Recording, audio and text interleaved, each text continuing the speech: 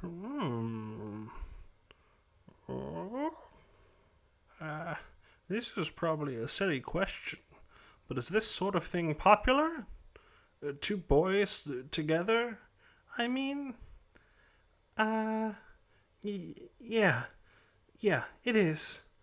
From here to here, this much of the shelf is dedicated to books like that. Really? She had no idea. This is the first book like that I've ever read. I'm not quite sure how to say this, but I really hope those two boys can make a go of it. The massive success of Heated Rivalry and stories like it show that there is a growing appetite for stories depicting gay romance, even beyond a gay audience. These stories are incredibly popular with women, and they are so globally as well. You can really see this in what I think is maybe one of the origin points of this subgenre, at least as a commercial and massive success, Japan, where the boys love manga, or more broadly speaking, yaori, is an incredibly popular type of story with tons of manga and TV adaptations, movie adaptations, you name it. It is so popular, in fact, that you can have manga that aren't boys love mangas themselves, but are in fact about boys love manga in a very meta twist. And that is what I am talking about today with BL Metamorphosis by Kaori Surutani. Join me for a discussion of the world of BL manga.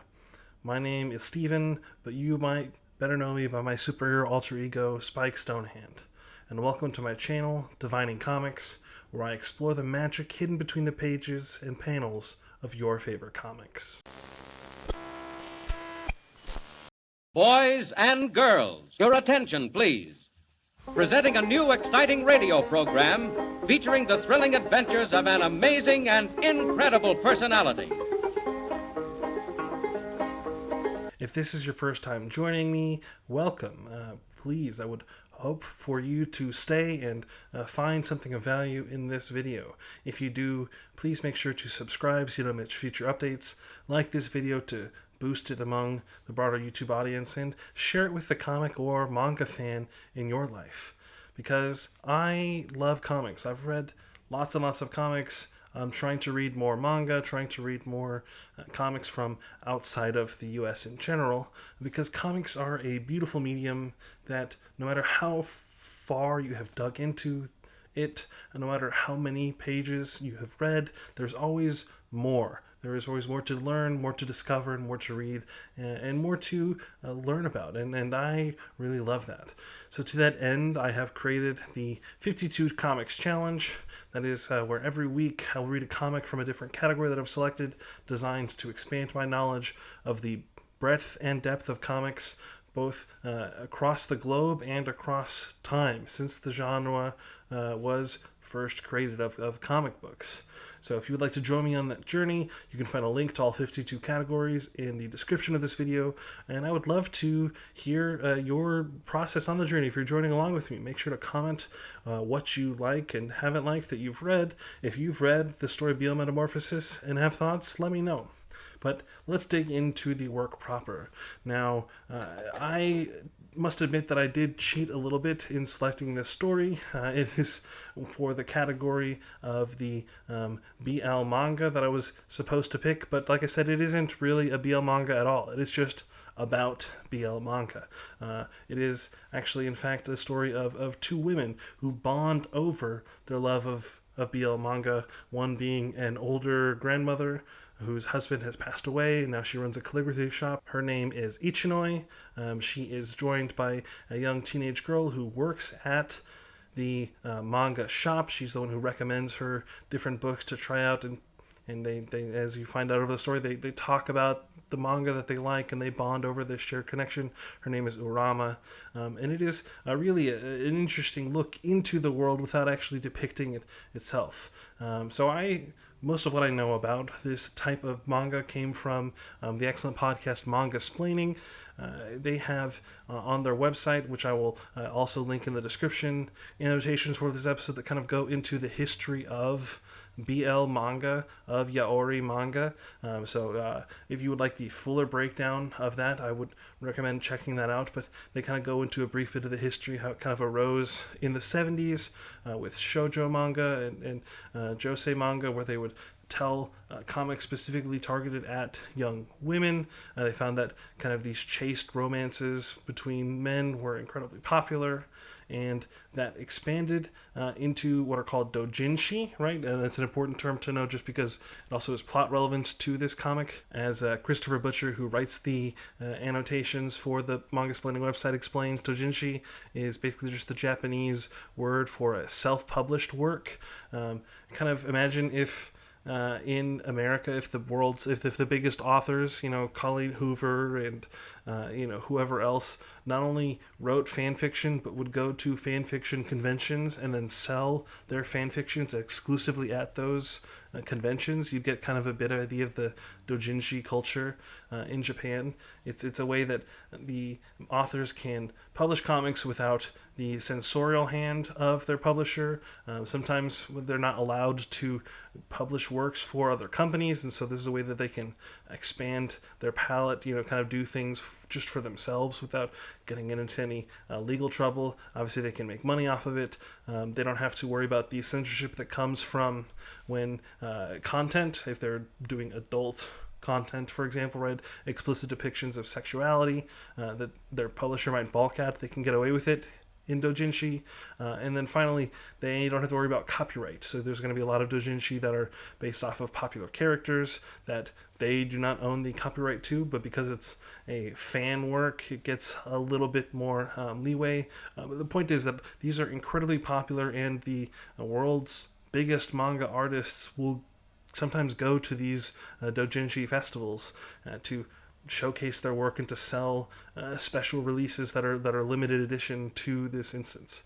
And again, I bring all this up because in the story, the two characters go to a doujinshi festival to meet the author of their favorite boys love manga. But let's take a step back and actually get more into the story itself. So looking at our two leads, Ichinoi and Urama, they have really just a lovely bond that develops over the story, right? Ichinoi is kind of lonely. It's been a couple years since her husband has passed.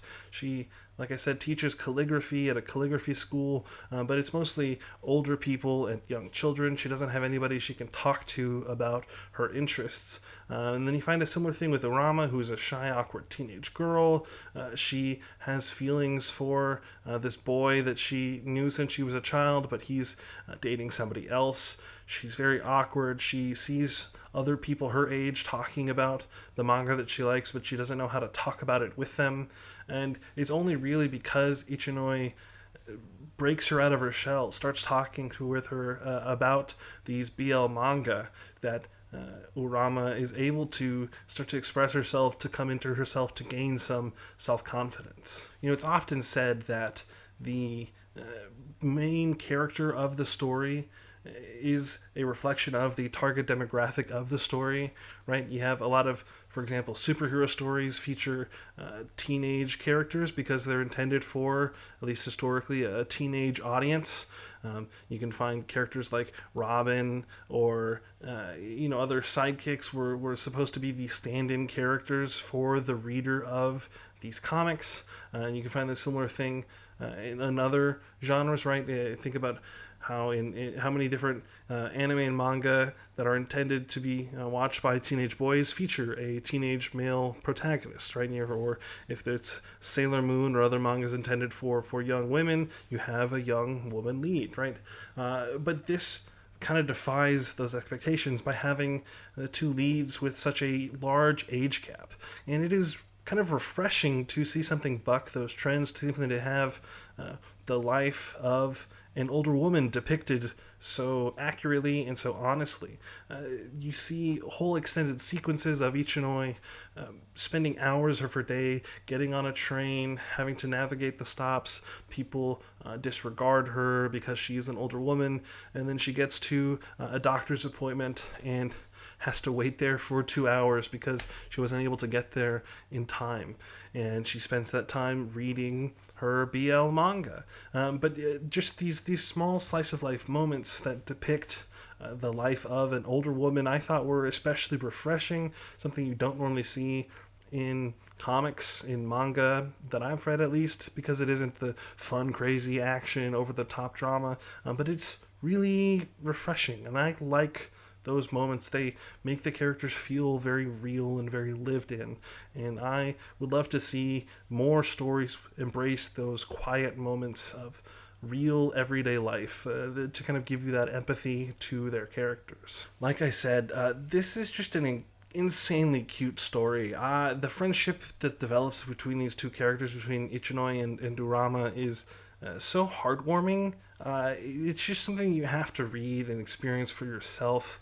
But you very quickly get attached to these two characters, to their awkward first conversation over a fancy tea, where Ichinoi is treating Urama because her family's kind of poor. It seems like maybe her father's out of the picture. Their parents are divorced. He is kind of spacey and awkward when he does visit, and her mom has to work late shifts to take care of them. So Ichinoi is treating Urama to a fancy, not even that fancy, just a nice tea with some nice snacks and nice desserts. And Urama is so shy and awkward at first. She doesn't know how to have this normal conversation with somebody that's she wouldn't do well having a conversation with her peer, but this is somebody even that is, older than her mother, that is her grandmother's age, perhaps. And it's just really cute to see the two characters awkwardly bond and then slowly become good friends and get to the point where this volume that I read ends and they're attending the Dojinshi Festival for the author of the BL manga that bonded the two of them together. I will say that one small critique that I had was that there was an over-reliance, I felt like, on some thought bubbles to explain what I thought the art was doing a good job of explaining. It could just be a remnant of translation where the character was thinking something that maybe doesn't translate perfectly, and so they had to do their best with the art that they were given. But there were a few moments where it felt like the character was expressing the thoughts that you could tell already based off of their actions, their facial expressions, the things that were happening on the page in the artwork. So this is a minor nitpick.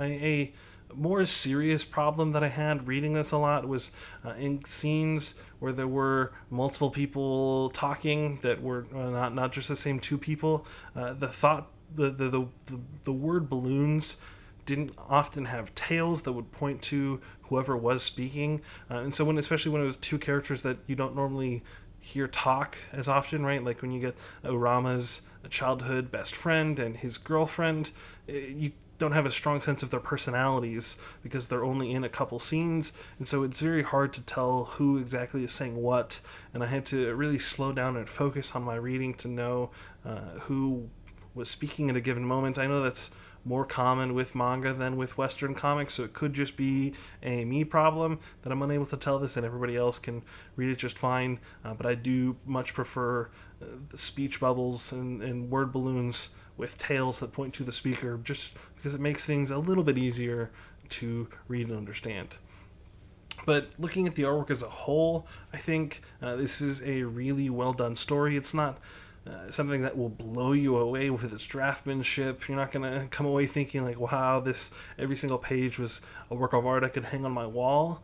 But it is incredibly good at what it is trying to do, which is to have these characters that are full of emotion and yet feel real at the same time. I would say that the art is just one step shy of character, so you get these bold, expressive figures with unique faces and fun physical attributes to distinguish all of them, while at the same time maintaining a certain level of realism. It never goes into the comedy or the over-the-top drawings that you might see in other types of manga that's intended to be a little sillier. So I think the artwork is incredible at doing the job of the story, which is to make you fall in love with these characters and to make you fall in love with their relationship and to give you kind of a sketch into their lives, into their personalities, and who they are as people. So, wrapping things up a little bit, would I continue reading this story? The answer is yes, fully yes. There's only 5 volumes of this series, and it's completed and fully done, and I am very excited to finish all of it. This is one of the stories that would be very easy for me to finish that I've read this year, and I think that I really want to do so, however long that it takes. Now, who would I recommend this manga for? There's a few different kinds of people that would be interested in. If you're maybe like me or somebody that is interested in learning more about the Boys Love or Yaori manga, but don't have a lot of experience in it, the Manga Splaining podcast joked that this is easing you into BL. It's kind of without, because it doesn't actually have any of the more controversial elements of the genre. It doesn't have any explicit sex scenes or things like that. It's a nice entry taste. You can kind of see what people get out of the genre before actually experiencing it yourself, and maybe that sets you in a better frame for it. So if you're like me, this would be a good series to check out. If you are somebody who likes stories about women who are friends with other women, I think this is a great story for that. I know that that's something that you don't always find, especially in more popular manga and comics. You might have to, at least in the stuff that gets translated here to America, you don't always get that. Maybe you do get a little bit more of that in Japan. And I would also recommend this for people who like reading stories about people that aren't like them, right? And I know that it's good to see yourself represented in media, especially if you're somebody who is maybe not always represented in popular media. But I think that if you like reading stories about different kinds of people, reading a story that is focused on an elderly grandmother who reads manga is a great way to both expand your horizons and to learn a little bit maybe about what it is like to be an elderly woman. I think that, like I said, this series does a really good job at putting you in her shoes, the way that she can be forgetful, but that she is always caring, that she has physical struggles with ability with her age, but that she always is trying to expand her horizons and to do more. I thought that it was just a really subtle but moving portrayal of somebody that is very much not like me and maybe not like you either. So I would check that out. Thank you for watching today's video. Like I said, please do like, subscribe, and share this with the comic and manga fan in your life. Comment below if you have any thoughts about BL Metamorphosis, or maybe you just have thoughts about BL and Yaori manga as a whole. Tell me why I'm wrong. I'll see you next week with a discussion of the original graphic novel Flip by Ngozi Ukazu, and never let the magic of comics die. Old Enoch, he lived to be 365 when the Lord came and took him back to heaven alive. I saw the light from heaven shining all around. I saw the light come shining, I saw that light come down.